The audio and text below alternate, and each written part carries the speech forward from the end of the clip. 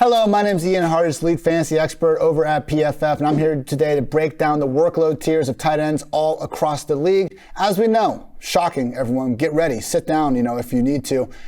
You cannot score fantasy points without the football. I know, crazy. But we need guys to get as much volume as possible, and because of that, we have instances where players can be better at fantasy than real life because of that good old volume. So there are occasions where a player might be better, but when they're getting 80 targets and the worst player is getting 120, we actually got to take the worst real life player just to get that sweet production. So ideally, we can find situations where great players are getting great volume, but we got to go through all the tiers to try to figure that out first. So want to go through who has the best chance to lead their team in targets, who's looking more like a number 2, more of a clear number 3, or 4th or worse. So with that in mind, 4 tight ends, based on our PFF projections and my own analysis of the situation, seem to have a chance to legitimately lead their team in targets.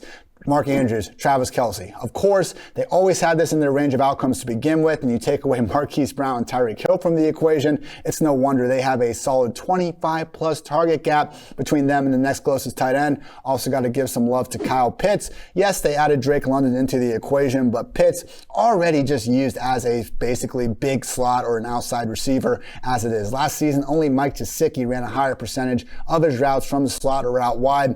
Don't assume that Kyle Pitts doesn't have a chance to lead this team in targets just because his agent for some reason calls him a tight end. Dude, call yourself a wide receiver. Make more money. I don't know why players still do this, but take advantage of it in fantasy, with Kyle Pitts still certainly having a higher target ceiling than just about anywhere else. Final guy that does have a chance to lead his team in targets, George Kittle. PFF projects him for 113 targets, Deebo Samuel for 112. Now, last year, it didn't work out. The 2 previous years, though, targets on a per-game basis, Kittle did have more than Deebo Samuel. 2 of the very best players in the entire league in yards per route run, yards after catch per reception, just 2 of the very best players in the league, period. Don't be completely sure that's going to be Deebo actually leading the way in total targets. Kittle right now looking like a great value in the 4th or 5th round, most best ball drafts over Underdog Fantasy. Now, tier 2, these are guys projected to be their team's number 2 option or are being featured as an upside number 3 where, it's between them and another guy to get that role. So the 2 guys that really do seem to be projected as a number 2 pass game option right now, Chicago Bears tight end Cole Kmet and Cleveland tight end David Njoku. Now, quarterback situation for both guys not exactly looking great, at least for the time being in Njoku's instance, but with Njoku getting absolutely paid now like a top 5 tight end, you would hope Cleveland finally brings that target share around to him. Only Amari Cooper right now is projected for more targets in Cleveland. And with Cole Kmet, we're only seeing Darnell Mooney projected for more targets. So I do have some concerns with Cole Kmet in this new offense that could look a lot like Green Bay's. Similar issue with Albert O and under Nathaniel Hackett in Denver. Looking at this Bears offense, we need to remember when disciples from Matt LaFleur go across the league, he's always used tight end committees. So maybe he's never had a tight end like Cole Kmet. But even the year after Robert Tonyan scored all those touchdowns, he could still barely break 50% of the snaps. So Cole Kmet right now deserves to be a number 2 projected leader on the Bears. But if we see James O'Shaughnessy or Ryan Griffin or one of these other backup tight ends start to eat into that, it's going to be tough because I think we know in Chicago, probably not going to have too much of a chance to have a bunch of touchdowns, even with Jimmy Graham and his no trade clause out of the picture. Number 3, potential options, maybe number 2, but they have enough upside now to still be in this tier. Darren Waller with the Raiders. Tough to believe that they gave Devontae Adams all that money to be anything other than their undisputed number 1. But Hunter Renfrow right now is also projected for more targets than Darren Waller. Look, losing some attention, being just a damn good player, and being able to flirt with triple-digit targets, Waller's going to be fine, but he really doesn't have that same sort of best-case 140-plus target scenario on the table this year as he has had over the last 2. Also got to look at Philadelphia Eagles tight end Dallas Goedert, A.J. Brown, Devontae Smith. Seem like locks to be ahead, but at the same time, Devontae versus Goedert could be a nice discussion. Maybe it's more of a 1A, 1B, 1C situation. Goddard is one of the players with the sort of talent worth betting on in an uncertain situation, though.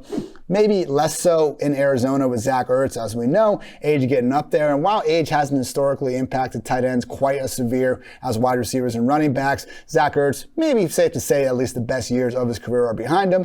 But with DeAndre Hopkins out of the picture for the first 6 games, not impossible for Ertz to actually be leading this entire team in targets as he did last year when Hopkins was out of the picture as well. Marquise Brown in there as well. well. I think it'll be pretty close across the entire team, but Zach Ertz will be one of those people making it a push for the top. Dallas Cowboys tight end Dalton Schultz, maybe one of the more mid tight ends that we've seen like consensusly ranked inside the top 6 in recent years. But you know what? When we don't have Amari Cooper anymore, when Michael Gallup is someone that has a chance to start on the pup, I mean, it's CeeDee Lamb and who else? Rookie Jalen Tolbert, James Washington. Dalton Schultz is set up better than ever under the franchise tag to be the Cowboys' featured tight end. Don't be surprised if his target total starts with a 1 by the time the season is over. Also got to look at Detroit Lions tight end TJ Hawkinson. I'm under the belief that Amon-Ra St. Brown's end of the season success is going to help result in him being the de facto number 1 receiver in this offense. PFF also believes DJ Chark and later Jameson Williams will have larger roles than Hawkinson, but we've also seen enough from the former number 8 overall pick to believe that really leading this team in targets is within his range of outcomes. To me, it's unlikely enough to have him in this tier. Still anyone's idea of an upside option though. Back-to-back tight end 7 finishes in PPR points per game. And finally, Dawson Knox. Right now, PFF projects it for Stephon Diggs 155 targets, Gabriel Davis 111, and Dawson Knox 87. But Knox, other than Diggs, he's the one guy that we can really have confidence in being on the field all the time out there. They do trust Knox now. Every time you see Josh Allen's highlight film, the weird ones when he's rolling out and, throwing the ball with a defender draped all over him, a lot of times it's going in Dawson Knox's direction. So yes, he did have the sort of touchdown total on a low target total last year. To think regression could be there, but hey, you take away Cole Beasley, you take away Emmanuel Sanders, you don't make any really meaningful additions to replace them. Maybe lost in all the Gabriel Davis hype is the fact that Dawson Knox could have a bigger role than ever in the year 2022. So again, in our tier 1, big chance to lead the team in targets. I got Mark Andrews, Travis Kelce, George Kittle, and Kyle Pitts. Tier 2, likely number 2 pass game option or number 3 with upside. Cole Kmet, David Njoku, Darren Waller, Dallas Goedert, Zach Ertz, Dalton Schultz, TJ Hawkinson, and Dawson Knox. Take us to our tier 3, solid number 3 pass game option with the potential to maybe soar higher with a little bit of touchdown look. So these are more so guys that you probably won't be drafting in a ton of traditional 1 tight end redraft leagues, but if you do need a backup or if you're in a best ball or tight end premium format where you're taking multiple ones, don't be afraid to attack these guys in the later rounds, starting with Rams tight end Tyler Higbee, another one of these guys who just seldom leaves the field. And looking at the offense, Cooper Kupp, Allen Robinson, maybe Van Jefferson, maybe Tutu Atwell.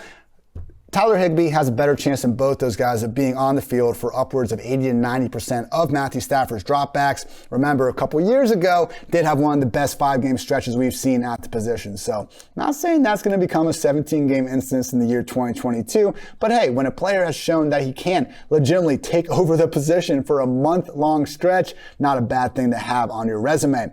Also want to look at Minnesota Vikings tight end Irv Smith. Enough about the Cooper Kupp rule. Justin Jefferson has had maybe the best 2-year stretch to start a career in NFL history. I don't think he needs a few more reps in the slot. What about that Higbee role going to Irv Smith, who missed last season, unfortunately, due to a meniscus injury?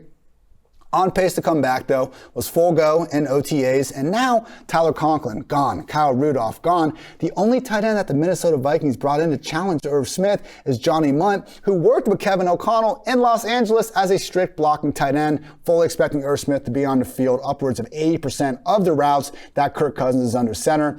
Hey, we'll take that in an offense that is expected to pass the ball more than ever ahead of next season. Also looking at Miami tight end Mike Gesicki, basically a wide receiver. We talked about this before with Kyle Pitts, but they want to call him a tight end, so be it.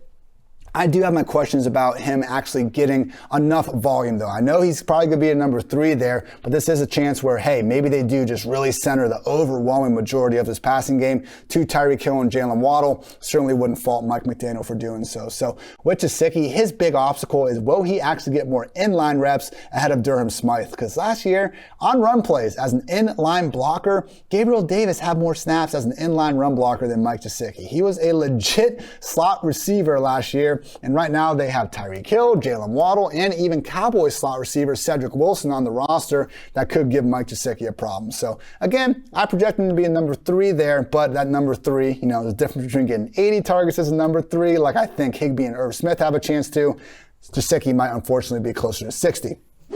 Patriots tight end Hunter Henry. We got Jacoby Myers. We got Devontae Parker. And then it might just be Hunter Henry in this offense. All the pass game options are just so cheap across the board. And we can't not rule out Mac Jones having a nice second-year leap. I know he was lauded as the most pro-ready quarterback coming out. He was. He was really good as a rookie. He was really good at Alabama. Maybe Mac Jones is real good. Hunter Henry projects as his number one red zone passing target at the time. Seattle Seahawks tight end Noah Fant behind DK Metcalf and Tyler Lockett. It probably goes to Noah Fant. Got to be careful though. Will Dissly kind of randomly getting paid this offseason. Also got to wonder if Dwayne Eskridge, maybe some of these running backs could factor into what's going to be a pretty terrible passing game.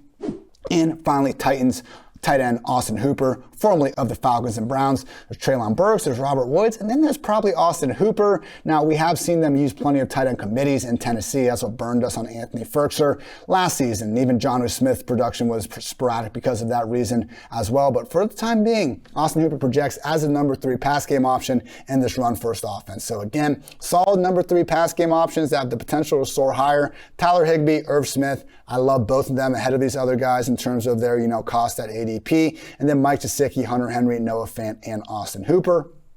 Takes us to our most likely number 4 pass game options at the tight end position. Pittsburgh Steelers tight end Pat Freiermuth, Deontay Johnson, Chase Claypool, Najee Harris. And I think it's Freiermuth after that. Talent's there.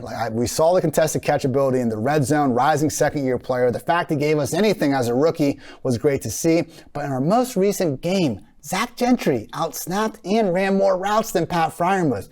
I don't know why. Complain to the Steelers. Don't complain to me. I'm really worried that with Pat Freiermuth, you are drafting a player at a tight end 1 valuation who might actually be stuck in a committee in his own offense that, I saw Big Ben throw a football last year, but it's really tough for me to say that's definitively going to be an upgrade with Mr. Mitch Trubisky and or rookie Kenny Pickett under center.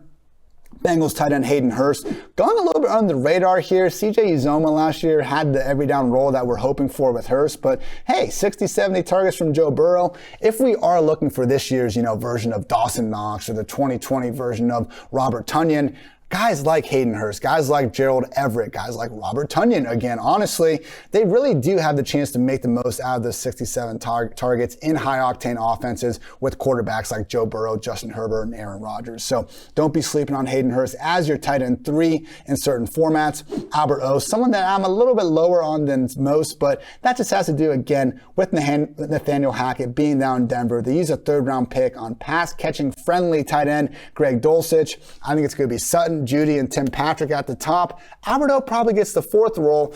What we'll need to find out, though, is that 4th role going to be something where he really is out there for 80% of the routes per game, or is it going to be more 50-50 alongside Dulcich? Packers tight end Robert Tonyan, room for more, but in the entire Matt LaFleur, Aaron Rodgers era, 3 years, not the longest, no Green Bay Packers tight end has even 60 targets in a season. I understand Tonyan got hurt last year, but even before that injury, he was being hard-pressed to play even 60% of the snaps per game, and he is still coming back from that ACL, not guaranteed to be ready by week 1. Texans tight end Brevin Jordan, pretty wide open offense, but at the end of the day, it does seem like Brandon Cooks, Nico Collins, and John Mechie, once healthy, will be the top 3 pass game options. But Brevin Jordan, right now, pretty much the cheapest tight end that should be starting that you can get in best ball land. Colts tight end Mo Alley Cox should be behind Michael Pittman. And then a combo of Alec Pierce and Paris Campbell, plus the running backs in a run-first offense, makes it tough despite his status as, I think, the largest tight end to ever play just football, period. I mean, you can take your height and weight, propaganda. Watch the film. Mo Alley Cox is freaking huge. Jaguars tight end Evan Ingram. Out of everyone I've just talked about in this tier 4, if you have 6 drinks, you might actually find yourself wondering if Evan Ingram can lead the Jaguars in total targets. Got paid $10 million to come there. It might have been 9, but just 1 year. Fact is, with Evan Ingram, we know what that ceiling is. We saw it as a rookie. We saw flashes of it since. Now it's been a while. I don't want to exactly go down the Juju Smith-Schuster role of recommending someone based on what they did back in 2018 or 2019. But with Evan Ingram, it's a wide open passing game. He is going outside the top 20 options. And we do have Trevor Lawrence with the potential to make a year 2 leap because he can't go much lower. Also want to shout out Chargers tight end Gerald Everett, getting more money than Jared Cook got last year. And Jared Cook was able to parlay that role into 75 plus targets with Justin Herbert under center. Didn't make good use out of him because he was an elderly version of Jared Cook, but with Gerald Everett, arguably best quarterback of his career, I think we can I don't want to put Russ down. So won't say that he's the best quarterback of his career just yet, but should be the most clear situation of his career because last season had to split reps with Will Dissly. Before that, had to split reps with Tyler Higbee in Los Angeles. We should see Gerald Everett have the potential to be number 4 behind only Keenan, Mike, and Austin Eckler. And I get it, having the number 4 option in a lot of offenses isn't doing us much good. With the Chargers, though, could be a difference. Washington, Logan Thomas, once he's healthy, he has a chance to get higher, but late season's ACL tears everyone. You got to be careful about trusting that. Even besides the injury, I do think Terry McLaurin, Jahan Dotson, and J.D. McKissick have a good chance to be the top 3 anyway. So, again, this group, Pat Freiermuth, Hayden Hurst, Albert O, Robert Tonyan, Brevin Jordan, Mo Alley Cox, Evan Ingram, Gerald Everett, and Logan Thomas, projecting as number 4 pass game options. From my own underdog drafts, I have found myself getting most of Evan Ingram and Gerald Everett at cost. And finally, 5 situations I think we just mostly need to stay away from. Carolina, already the least volume at tight end over the past 2 years to begin with. Tommy Tremble and Ian Thomas, expecting them to split it down the middle. In New Orleans, Adam Troutman, maybe that guy. Taysom Hill now trying to play tight end, but he's coming back from a Liz Frank injury, another offense that we're expecting to concentrate overwhelming majority of targets to the wide receivers and running backs. In New York, it's going to be a mixture of Daniel Bellinger, Ricky Seals-Jones, and Jordan Akins for the Giants, CJ Uzomah, Tyler Conklin, and Jeremy Ruckert for the Jets.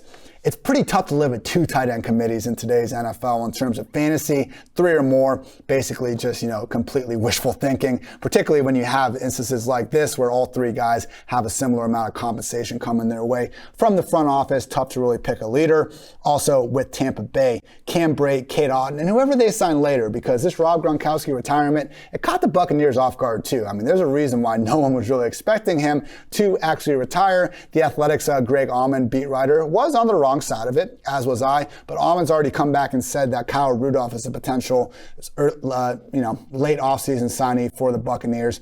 Eric Ebron's out there, Jimmy Graham's out there. It just seems ludicrous to me that the Buccaneers would enter this season with only Kate Otten, who's a rookie, and Cameron Brate as their tight ends. Not saying the other guys are going to necessarily be big-time targets, but too crowded to expect too much from an offense that, once again, fully expecting to go through more wide receivers and running backs. So again, everyone, don't be afraid to chase some of that late round value when it's at an affordable price. And with some of these tight ends, really does make a big difference to go through, figure out not only where they are in their depth chart, but also their projected pass game option pecking order.